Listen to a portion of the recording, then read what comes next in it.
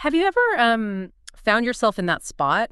You know, you have a clear goal, you even know the steps you should take, but that internal push, that kind of spark to actually start, it just feels missing. You're full of good intentions, Yeah. right? But actually turning the thought into action feels like this massive leap. It's something I definitely know, and I bet you do too. Oh, absolutely. It's a really common human thing, that struggle, bridging the gap between meaning to do something and actually doing it. Mm. And that's precisely what we're diving into today. We're exploring Edwin Armstrong's method for, well, mastering motivation. He calls it 3-second success. And the claim is pretty bold. It can get you moving, quite literally, in just 3 seconds. 3 seconds. Okay, that sounds, well, almost like a magic trick. My skeptical ear is definitely listening, though. I mean, overcoming really ingrained procrastination in just 3 seconds. What's the secret sauce Armstrong found here? Well, our mission, really, for you listening, is to unpack how this works. It looks simple on the surface, but there's depth there. We want to explore how it promises to help you, like smash your goals, unleash your potential, and feel fulfilled. That's Armstrong's language. We'll look at the core technique, dig into the why, the psychology behind it, and then see how it applies to big areas: strength, confidence, opportunity. Okay, yeah, let's definitely unpack this. Could a simple countdown really be the thing we've all been missing? You know, to turn those good intentions into actual results? I'm genuinely curious to find out. So let's talk about that problem first, that feeling we all know. You know you should exercise or start that report or make that phone call. The should is there. It's loud and clear. But then nothing happens. You get stuck and feels like, I don't know, mental quicksand. People call it analysis paralysis or just plain old procrastination. It's like this invisible wall. Exactly. And it's not new, right? There's that old proverb, dreams become reality when intentions become actions. Mm-hmm. That hits the nail on the head. It's the core problem. And 3-second success, it isn't about like forcing motivation out of nowhere. It's more about recognizing and grabbing onto what Armstrong calls action moments. Action moments. What exactly does he mean by that? Those little flashes, that tiny urge maybe, or that brief thought like, hey, I could do that thing now. The little impulse to move towards a goal. The method gives you a really practical, immediate tool to turn those moments, which we often just miss, into actual concrete actions. Oh, those flashes, I know exactly what you mean. Sometimes it's just a whisper, right? Maybe I should just stand up, or I really ought to draft that email. Yeah. But yeah, for me at least, that thought just vanishes so fast and I'm back to scrolling or whatever. How do we actually catch those fleeting action moments? How do we stop them from just dissolving? That's the absolute key. And it's where the method really comes into play. The real power is simply in starting. You know that Wayne Gretzky quote, you miss 100% of the shots you don't take. Mm-hmm. Our biggest hurdle isn't always, hitting the target perfectly. It's just getting ourselves to take the shot in the first place. This method is really designed, laser-focused almost, on getting you past that initial inertia, just getting you to begin. Okay, so for anyone listening right now who feels stuck, maybe staring at a to-do list, feeling kind of overwhelmed, how do we actually use this 3-second success? How do we take that shot? What are the steps? It really comes down to 2 steps. Remarkably simple, actually, but quite profound when you apply them. Step 1 is what we were just talking about, recognizing those action moments. Mm-hmm. It's about developing a bit more awareness, noticing when you feel even a tiny impulse or desire to act on a goal. It could be a strong feeling or just a subtle nudge. The point is to be present enough to actually acknowledge it. Okay, so noticing the spark, tuning in a bit more instead of letting it just flicker out. That makes sense. And what's the second step, the crucial one, once we spot that spark? Step 2 is the core mechanic, the 3, 2, 1, Joe countdown. Yeah. Instantly. The second that action moment thought pops into your head, you just start counting down from 3. Not 3 minutes, not even 30 seconds. Literally. 3, 2, 1. And the instruction from Armstrong is totally non-negotiable. On Joe, move and take action. Yeah. There's zero room for hesitation, no time to second guess, no chance for that inner voice to start building the case for later. It's specifically designed to bypass all those mental roadblocks that usually stop us. Wow, okay. That's incredibly direct. It sounds almost like giving yourself a direct command. But, my skeptical side pops up again. Is this just a behavioral trick, a simple hack? Or is there some real psychological reason why this immediate action is so powerful? I'm really curious about the why. Why does it work? Yeah, and you've hit on the really fascinating part. Here's where it gets really interesting. Because no, it's not just a gimmick. There's a solid thought process behind it, and it's rooted in how our brains actually work. See, when an action moment comes up, our prefrontal cortex, or the part for planning, judgment, stopping impulses, it can easily get stuck. stuck in analysis paralysis. And all that overthinking uses up valuable mental energy, right? And that creates stress because we start imagining difficulties or failures. And that diverts us from actually doing anything. Okay, so the thinking itself becomes the barrier. Exactly. The 3-2-1 countdown. It acts like a circuit breaker for that loop. It interrupts the overanalysis. It gives your conscious mind just enough time to commit, but, and this is crucial, not enough time to talk itself out of it, it taps into a more basic immediate action system in our brain. It forces a switch from thinking to doing before those stopping mechanisms can fully kick in. Think of it like a controlled override for your inner procrastinator. It helps you jump over that psychological activation energy needed to start something. Our brain tends to make tasks seem bigger or harder than they are, right? This countdown forces a small, immediate yes. A circuit breaker for procrastination. I like that framing. You're kind of short-circuiting that internal debate. But hang on, does Armstrong talk about the risk of just acting impulsively? What if the action moment isn't actually, a good idea? Yeah. Or isn't aligned with a real goal? How do we make sure we're acting on the right impulses, not just any random urge? That's a really important question. Yeah. Armstrong is clear that this is most effective for actions you already know you should take, or for goals you've already consciously decided on. It's for those times when the intention is good, but the starting is the problem. It's not really meant for making huge, snap decisions about major life changes. It's about executing the small steps, often the ones we delay, that lead towards those bigger goals.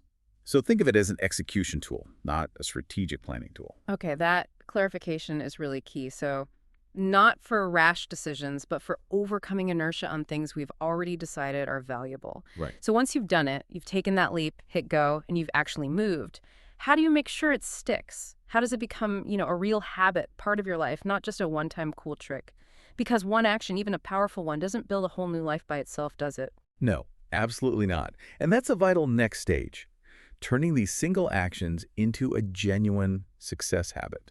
It's about making that 3-2-1 go response almost automatic when those action moments arise, so it becomes second nature. And to really boost this, Armstrong suggests adding other tools, specifically journaling and planning. Journaling is great for reflection, right? You can track your action moments, see what triggers you, what stops you, and really learn from it. And planning helps you define your goals clearly and identify the specific action moments you want to target. It makes sure your countdowns are pulling you in the right direction. Yeah, I can definitely see how planning gives direction and journaling helps you understand yourself better, makes the whole thing more intentional. But there's another really clever tool he mentions, isn't there? This 3-second success pro idea with something called the success wall. Tell us about that. Yes, the success wall. It's a fantastic visual tool. Really taps into some powerful psychology. Just imagine a simple grid, maybe 3 squares by 3 squares. So 9 squares total. Every time you successfully use 3-2-1-G for an action towards a specific goal, you mark off 1 square. Now, this isn't just, ticking a box. It's about the visual progress. It's about gamification. Each marked square is like a small, immediate reward. Gives you a little dopamine hit, which reinforces that habit loop. Cue, action moment. Routine, 3-2-1-GO, reward, mark square. It turns an abstract goal into something like a game you can win, making it much more satisfying to stay consistent. That visual tracking is definitely powerful. But what if you, miss a day or break your streak? Does the success wall then become like a source of guilt? Or does Armstrong have advice for bouncing back? That's a very practical point. No, he doesn't frame it as all or nothing. The real power is in consistency over perfection. If you miss a square, the advice is simple. Just restart the wall or continue filling the current one. The goal isn't some perfect unbroken streak just for the sake of it.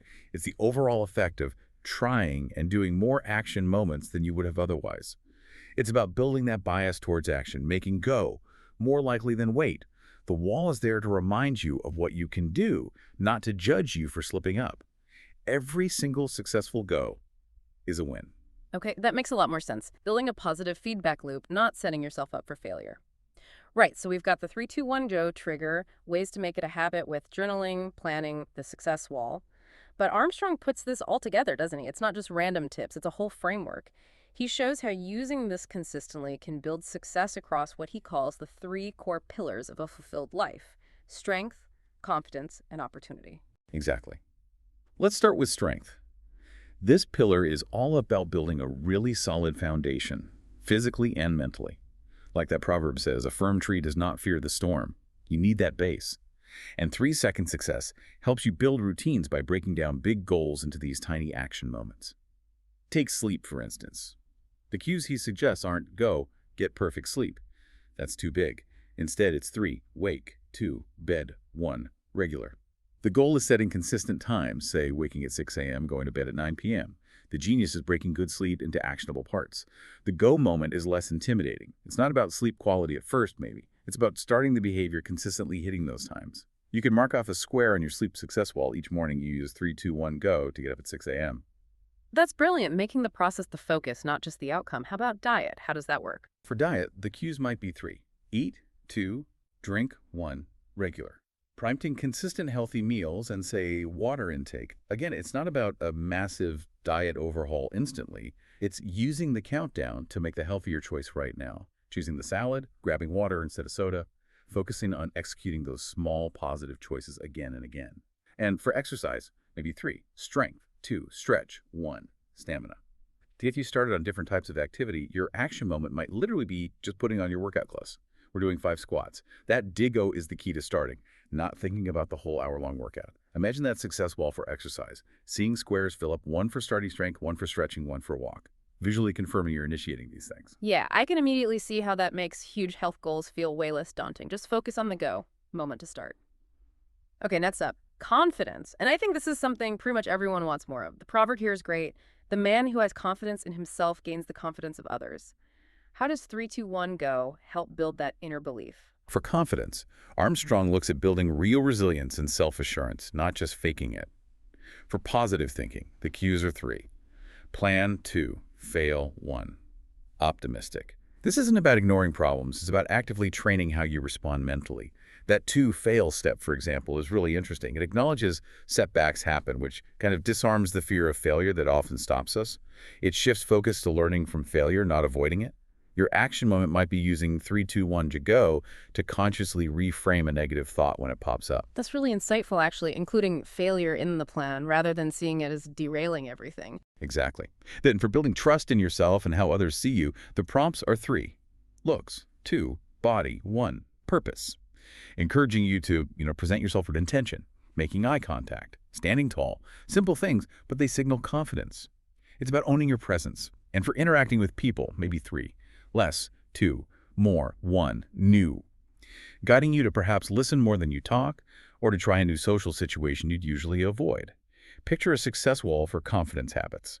Checking off squares for planning your day positively, reframing a setback, choosing optimism. Right, so it's actively shaping how you think and act in small ways, building confidence step by step. Very practical.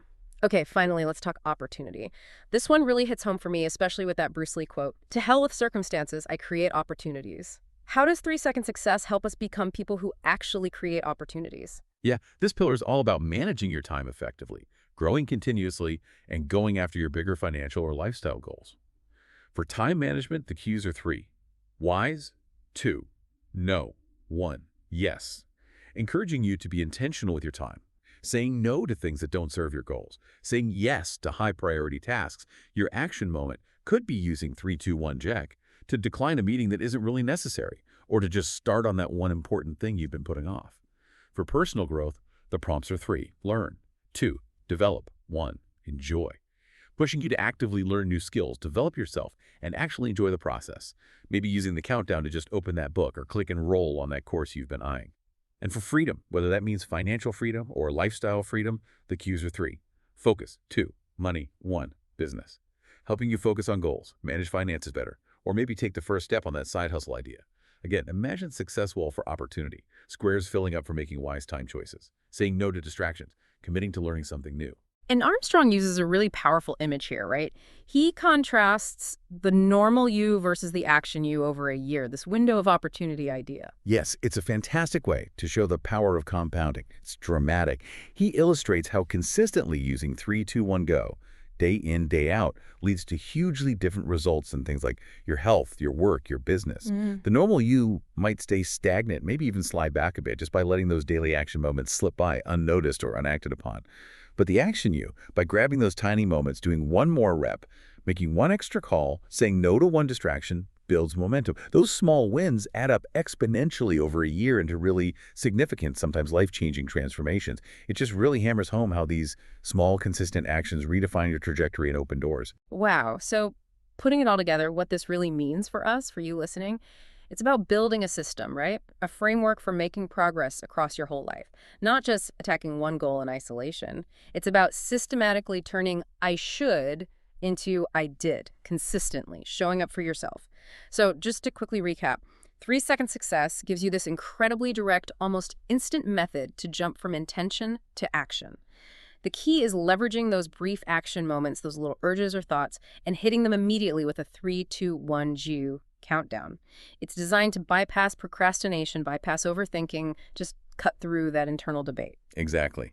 And by doing that consistently and using those support tools like journaling, planning, and that visual success wall, Armstrong's promise is that you really can transform things. You can master motivation, achieve more success, feel stronger physically and mentally, and gain respect to your confidence and actions. It's about turning intention into a reliable, positive habit that builds real momentum. So as we finish up this deep dive, here's maybe a final thought for you to chew on. While that 3, 2, 1 GO is the catalyst, the spark, maybe the real mastery isn't just the countdown itself. Maybe it's in getting better and better at noticing and truly honoring those initial action moments when they first appear. What small thing, that little flicker of, that's maybe on the edge of your mind right now. What intention will you recognize? And maybe, just maybe, kickstart with a 3, 2, 1 GO today.